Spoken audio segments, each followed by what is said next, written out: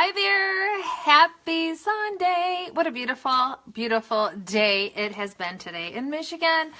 Oh my gosh.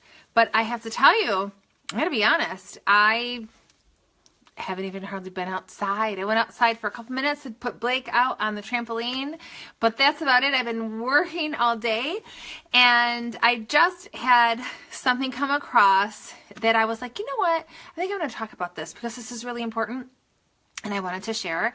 And this pregnant lady is getting hungry, so I thought I'm going to jump on really quick, and then I'm going to go upstairs and make some dinner. Anyway, my name is Kelly Dunlap. I am a lifestyle and wellness coach in all things beauty. I love to share. Sharing is caring, and I just love to give you I like to put things in perspective for you sometimes. I love to give you any tips and tricks and all kinds of good stuff. And today, the message that I want to talk about is, are you showing up? And a lot of that has to do with your mindset and your thoughts. And I talk to you a lot about that, about your thoughts, your goals, your vision, and it all ties in together. But one of the biggest things I think that helps me quite a bit, especially somebody being a business woman, I have to make sure that I am showing up every single day. And I do have my moments where I'm just like, you know what, I'd rather just lay on this couch all day long and watch Netflix or something, right?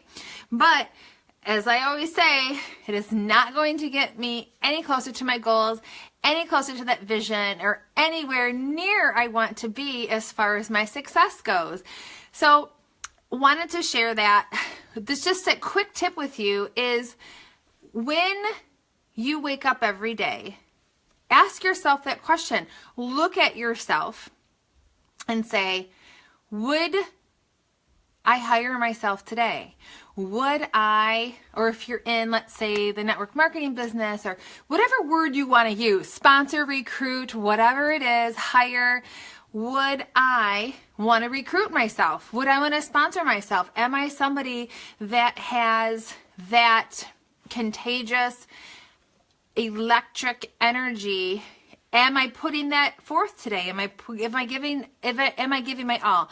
Am I really showing up, or am I shutting down? And it makes a big difference when you put yourself in that position, because things like, ladies, for example, things like putting your face on, putting your eyebrows on, and it doesn't have to be anything elaborate. You could just put your eyebrows on, a little concealer and some lip, and you're feeling better. I know for myself, if I just throw on a tank top, that activewear look, I got to get out of that. When I'm in that, tank top, yoga pants, and Ugg boots, then what else happens? The hair just goes up in a bun. Not that there's anything wrong with that, but then, okay, does the face quite get put on? Do I feel the same as if I actually got in the shower, did my hair, made an effort, put the makeup on, and put my face on, and actually put on a pair of jeans and a fun shirt or whatever? I know for me that, and this may sound kind of funny, but I love the comfort of Ugg boots, but there's something about the Ugg boot that it lowers my vibration. And I know that may sound really weird, but for me, because it feels like a slipper, so it kind of makes me feel different than if, let's say, I were to put on a pair of my wedge boots or a pair of my high heels. Now, I'm not going to wear my high heels around the house, but I have been known to, put my wedge boots on. My kids don't necessarily like the clicking on the kitchen floor that it makes, but it makes me feel better. It makes me feel better. So think about that. If I am walking around just on that mediocrity scale, okay, Ugg boots, yoga pants, tank top, hair up, no real makeup on, there's a different level of energy that I'm putting out. There's a different level of effort versus if I actually take the time to, really do my hair, do my makeup, put on a cute shirt and pair of jeans. Well, these days it's not really jeans for me, but I kind of can do that little thing with my belt loop. But like yesterday, I put on a pair of tights and this cute little, like a little dress, I guess you would say. And I didn't go anywhere, but I had my hair done, my makeup on, and I had my boots on, just around the house, because I know that makes me feel better and more energetic and just uplifted, right? So back to what I was saying was, ask yourself that question. Literally look yourself in the mirror and say, would I hire, sponsor, recruit, want to hang out with myself today? Am I somebody that is showing up and has the ability to change the energy in the room that I walk in? Because you could change it either way, right?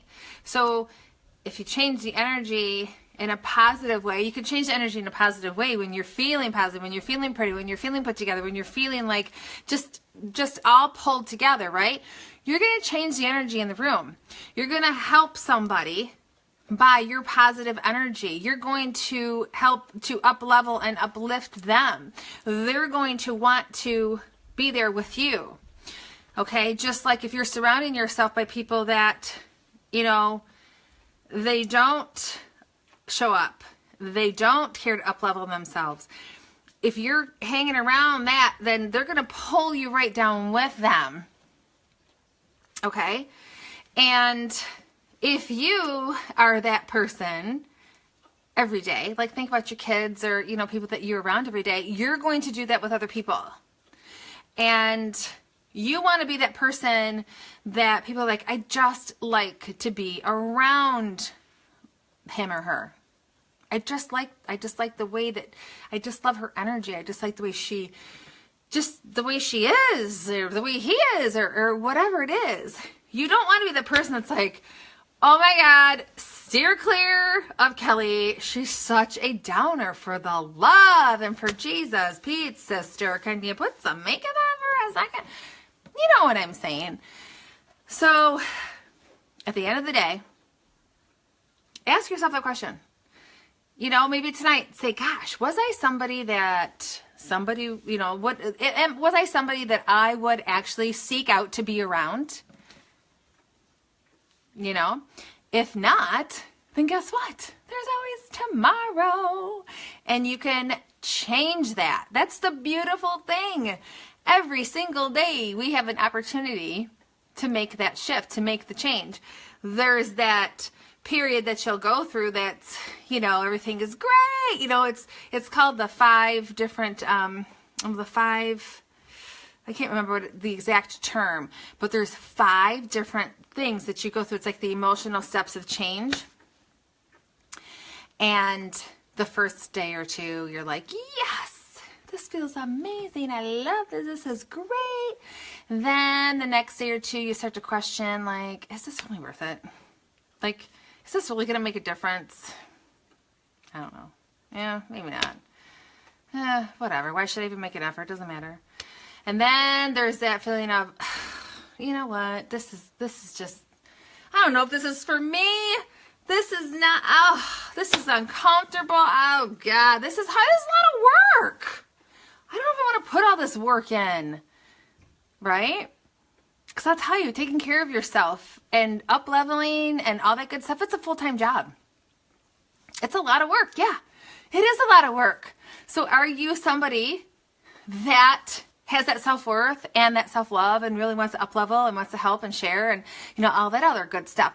Because once you get past those first 3 steps, that's it. I call it the ugly hallway. And I think I got that term from Tony Robbins. I just love him. He's just amazing. But it's the truth. That pathway, hallway, transition, whatever you want to call it, during that phase of change, because change, you have to go through that. You got to feel through all that in order to get to where you want to be. Okay? You have to, it's uncomfortable. and people don't like to get uncomfortable, so that's why they always revert back. So that's like, okay, if you're like a smoker, and the first day you're okay, because you have willpower. But guess what? Willpower has no longevity. It has no long-lasting life. Willpower, actually, it peters out, and it peters out quick, right? And then, you know, the individual starts to feel uncomfortable. Now, I've never been a smoker, so I don't really know, but I've had clients, you know, that were smokers, and I understand. I've seen it. You know, my dad was a smoker. I understand. You know, it's a process of, you know, the quitting. And, you know, then there's that feeling of, you know, well, is it worth it? Well, you know what? It's not so bad. It can't be really killing me, is it? You know? And if they start listening to those thoughts and they just want to lean towards that comfort where it was easy and they didn't have to feel through any of that change, nothing's going to change, you know? But if they stick through it and they get over that hump, then there comes these uplifting feelings of a sense of accomplishment. If I did that, I can do anything. Then all of a sudden, all these different positive changes start coming. And then there's more of a drive, and there's more efforts being made in other areas of their life. And then they start really up-leveling and really getting in a new area. The next thing you know, they're divorcing other habits. They're divorcing relationships that aren't serving them well because they're realizing, like, this is who I want to be, and this person was pulling me down, but they weren't able to see it because they didn't have the right pair of glasses on yet. Okay? So, anyway, I just wanted to share that with you. I hope that helps, and maybe there's something that you are struggling with, and maybe you didn't recognize that there is literally that. There is that. I wish I could get the words of it. It's not a system, but it's proven. It's basically just, it's human nature, you know, that there are those 5 steps of emotional change, or, you know, something like this, the 5 steps of emotional something. But it's true. So if you're aware of that going into something, it just makes it a little bit easier, because it's kind of like, yeah, I knew that was coming. I knew to expect that. Or, yeah, this is about that time when those thoughts are going to start coming, and I really have to, you know, call Sally Sue for that pep talk to just help keep me on track. That's why having an accountability partner in different things is always a good, is always a great thing to have, because there's just no, they're not going to be that person that's going to say, oh, it's okay, you can try again next time, or you can try again in a year. They're not going to allow that. So make sure that you choose somebody that can kind of help you get over that and get through that and get through all that emotional, you know, kind of, I want to say yuckiness, because it's really not yuckiness, because that's where the personal growth takes place. You know, that's where where the changes are being made, and that's where you're really finding your truths and you're finding your true capabilities, you know? So it's an amazing journey, and you just have to embrace it, and you have to just soak it all in.